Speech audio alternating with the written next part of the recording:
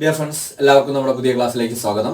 ഇന്നത്തെ ക്ലാസ്സിൽ നമ്മൾ പഠിക്കാൻ പോകുന്നത് ചോദ്യപേപ്പർ അവലോകനം തന്നെയാണ്. പൊതുവെ എല്ലാ ക്ലാസ്സിലും നമ്മൾ ചെയ്യുന്ന പോലെ തന്നെ 5 പ്രധാനപ്പെട്ട ചോദ്യങ്ങൾ, LDC നിലവാരത്തുള്ള പ്രധാനപ്പെട്ട 5 ചോദ്യങ്ങളും ആ ചോദ്യങ്ങളുടെ ഉത്തരങ്ങളും അതിനോട് അനുബന്ധമായിട്ടുള്ള കാര്യങ്ങളും വളരെ വിശദമായി പഠിക്കുകയാണ് നമ്മൾ ചെയ്യുന്നത്. നമുക്ക് ചോദ്യത്തിലേക്ക് പോവാം. ഫസ്റ്റ് ക്വസ്റ്റ്യൻ, കോണ്ടിനെന്റൽ കോൺഗ്രസ് എന്നത് ഏത് വിപ്ലവവുമായി ബന്ധപ്പെട്ടതായിരുന്നു? കോണ്ടിനെന്റൽ കോൺഗ്രസ് അല്ലെങ്കിൽ കോണ്ടിനെന്റൽ സമ്മേളനം എന്ന പദം ഏത് വിപ്ലവവുമായി ബന്ധപ്പെട്ടതാണ്? 2019 VOക്കാണ് ചോദിച്ചത്. 2019 VO വില്ലേജ് എക്സ്റ്റൻഷൻ ഓഫീസർ VOക്കാണ് ചോദിച്ചത്. അപ്പോൾ ഒരുപാട് ബാക്കിലല്ല, കഴിഞ്ഞ വർഷമാണെന്ന് ഓർത്ത് വയ്ക്കുക.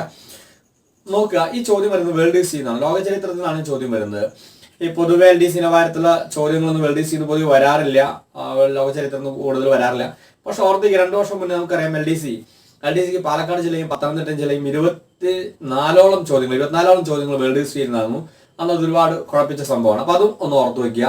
അതോടൊപ്പം ഇപ്പോൾ ഇതാ +2 നിലവാരത്തിലുള്ള പരീക്ഷയുടെ സിലബസ് വന്നിട്ടുണ്ട്. +2 നിലവാരത്തിലുള്ള പരീക്ഷയുടെ പ്രിലിംസ് പരീക്ഷയുടെ സിലബസ് വന്നിട്ടുണ്ട്. അതിൽ വേൾഡ് ഹിസ്റ്ററി പ്രധാനപ്പെട്ട ടോപ്പിക്കായിട്ട് വന്നിട്ടുണ്ട്. അതുകൊണ്ട് വേൾഡ് ഹിസ്റ്ററി പഠിക്കേണ്ടത് വളരെ അത്യാവശ്യമാണ്. സോ ചോദ്യം നോക്കാം. കോണ്ടിനെന്റൽ കോൺഗ്രസ് കോണ്ടിനെന്റൽ കോൺഗ്രസ് എന്ന പദം വരുന്നത് അമേരിക്കൻ വാർ ഓഫ് ഇൻഡിപെൻഡൻസ് ആണ്. അമേരിക്കൻ സ്വാതന്ത്ര്യ സമരത്തിൽ നിന്നാണ് കോണ്ടിനെന്റൽ കോൺഗ്രസ് വരുന്നത്. അമേരിക്കയിലെ 13 ബ്രിട്ടീഷ് കോളനികളിൽ നിന്ന് സ്വാതന്ത്ര്യം നേടാനുള്ള അമേരിക്കൻ ജനതയുടെ സമരമാണ് അമേരിക്കൻ സ്വാതന്ത്ര്യ സമരം എന്ന് പറയുന്നത്.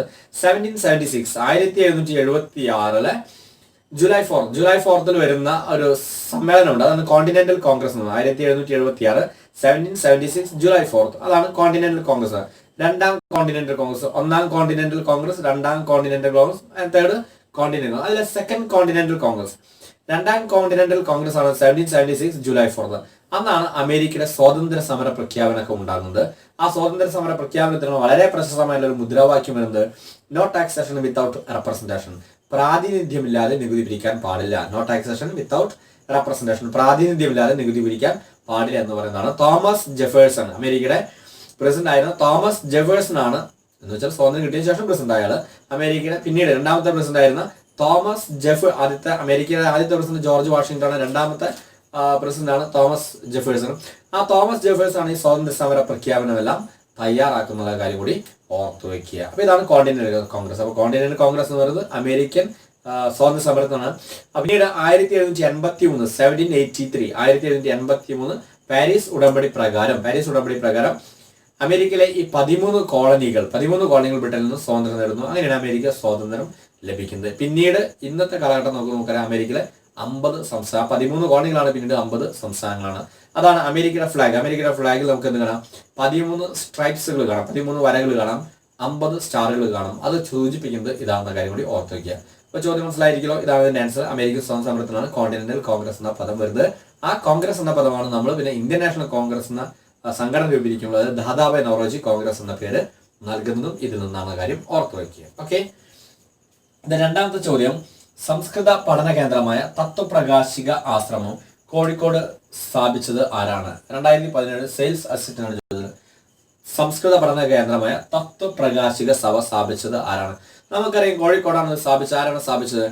കണ്ണൂര് പാട്യം എന്ന സ്ഥലത്ത് ജനിച്ച വാഗ്ഭടാനന്ദനാണ് ഈ തത്വപ്രകാശിക സഭ സ്ഥാപിച്ചത്. 1917 അദ്ദേഹം ആത്മവിദ്യാ സംഘം സ്ഥാപിക്കുന്നത്. മറക്കണ്ട, 1917 അദ്ദേഹം ആത്മവിദ്യാ സംഘം സ്ഥാപിക്കുന്നത്. തത്വപ്രകാശിക സഭ സ്ഥാപിച്ചതും അദ്ദേഹമാണ്. അതോടൊപ്പം രാജയോഗാനന്ദ ആശ്രമം, അങ്ങനെ ഒരു ആശ്രമം, രാജകൗമുദി യോഗശാല എന്ന ഒരു ആശ്രമം അദ്ദേഹം കോഴിക്കോട് കല്ലായിൽ സ്ഥാപിക്കുന്നത്. അതും കൂടി ഓർത്തു വയ്ക്കണം. അദ്ദേഹത്തിന് വാഗ്ഭടാനന്ദൻ എന്ന പേര്, റിയൽ നെയിം എന്ന് പറയുന്നത് കുഞ്ഞിക്കണ്ണൻ എന്നാണ്. അദ്ദേഹത്തിന്റെ വാഗ്ഭടാനന്ദന്റെ യഥാർത്ഥ പേര് കുഞ്ഞിക്കണ്ണൻ എന്നാണ്. കണ്ണൂര് പാട്യത്താണ് അദ്ദേഹം ജനിക്കുന്നത്. അദ്ദേഹത്തിന് വാഗ്ഭടാനന്ദൻ എന്ന പേര് നൽകുന്ന അദ്ദേഹത്തിന്റെ ഗുരുവായിരുന്ന ബ്രഹ്മാനന്ദ ശിവയോഗിയാണ്. തുടങ്ങിയ കാര്യങ്ങളെല്ലാം അതിനോട് ചേർത്ത് വെച്ച് പഠിക്കുക. അഭിനവ കേരളം, ആത്മവിദ്യ കാഹളം, അതോടൊപ്പം അധ്യാത്മ യുദ്ധം തുടങ്ങിയെല്ലാം അദ്ദേഹത്തിന്റെ കൃതികളാണ്. നമ്മൾ കേരള നവോദയത്തെ വളരെ വിശദമായി പഠിച്ചൊരു ഭാഗമാണ്. എങ്കിലും അതിനോട് ചേർത്ത് വെച്ച് പഠിക്കുക.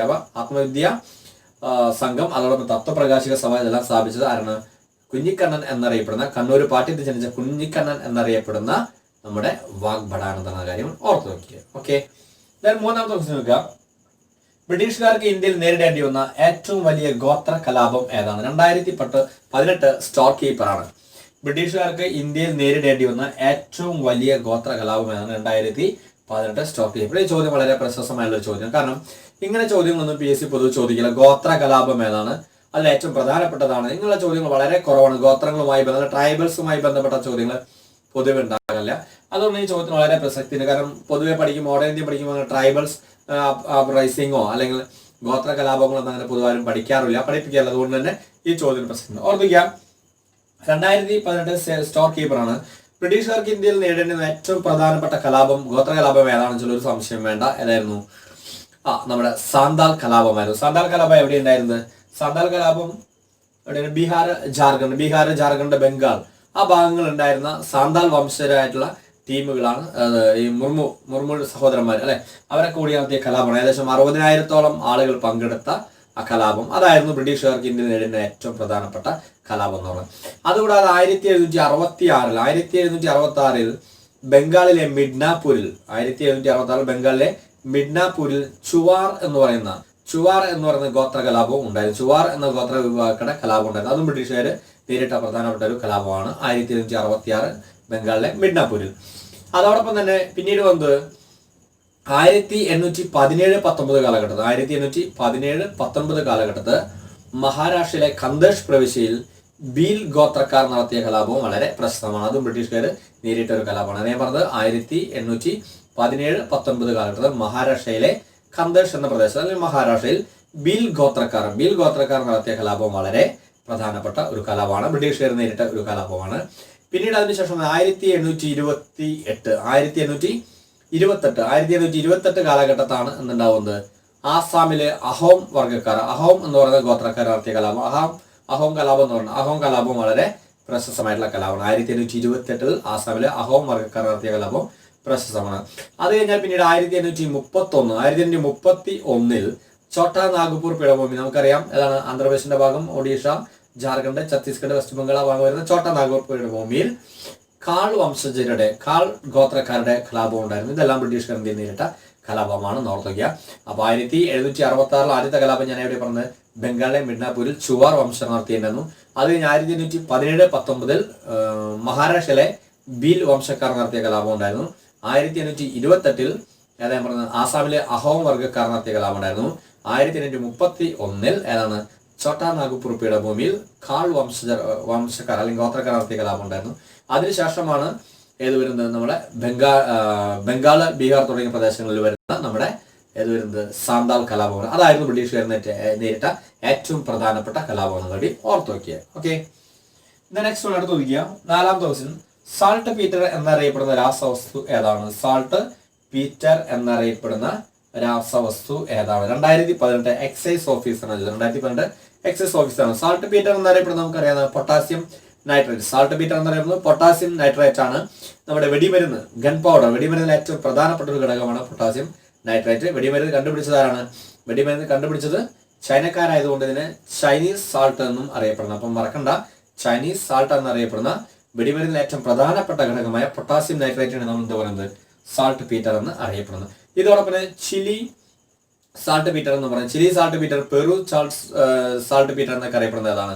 ദാറ്റ് ഈസ് സോഡിയം നൈട്രേറ്റ് ആണ്. അതാണ് ചിലി സാൾട്ട് പീറ്റർ അല്ലെങ്കിൽ പെറു സാൾട്ട് പീറ്റർ എന്നറിയപ്പെടുന്നത് സോഡിയം നൈട്രേറ്റ് ആണ്. അതോടൊപ്പം തന്നെ നോർവീജിയൻ സാൾട്ട് പീറ്റർ എന്നറിയപ്പെടുന്നത് calcium nitrate. Norwegian salt Peter എന്നറിയപ്പെടുന്നത് കാൽസ്യം നൈട്രേറ്റ് ആണെന്ന കാര്യം കൂടി ഓർത്ത് നോക്കുക. അത് മൂന്നും അതിന്റെ കൂടെ ഒന്ന് പഠിച്ചു വെക്കുക. ഓക്കെ, നെക്സ്റ്റ് ക്വസ്റ്റ്യൻ അടുത്ത് നോക്കിയാൽ കേരളത്തിൽ ഏറ്റവും കൂടുതൽ ഭൂമി കാർഷിക ആവശ്യത്തിന് ഉപയോഗിക്കുന്ന ജില്ല ഏതാണ്? 2017 LDCക്കാണ് ചോദിച്ചത്. 2017 LDCക്കാണ് ചോദിച്ചത്. എന്താ ചോദിച്ചത്? കേരളത്തിൽ ഏറ്റവും കൂടുതൽ ഭൂമി കൃഷി ആവശ്യത്തിന് വേണ്ടി ഉപയോഗിക്കുന്ന ജില്ല ഏതാണ്? ഒരു സംശയമുണ്ട്, നമുക്കറിയാം പാലക്കാടാണ്.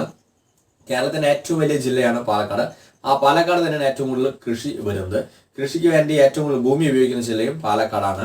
കൃഷി നമുക്കറിയാം, നെല്ല് ഏറ്റവും കൂടുതൽ ഉപയോഗിക്കുന്ന പാലക്കാട്, നെല്ല് ഏറ്റവും കൂടുതൽ പ്രൊഡ്യൂസ് ചെയ്യുന്നുണ്ട്. അതോടൊപ്പം തന്നെ കോട്ടൺ ഉണ്ട്, കരിമ്പ്, ഇതെല്ലാം ഏറ്റവും കൂടുതൽ ഉൽപ്പാദിപ്പിക്കുന്നത് എവിടെയാണ്? പാലക്കാടാണ്.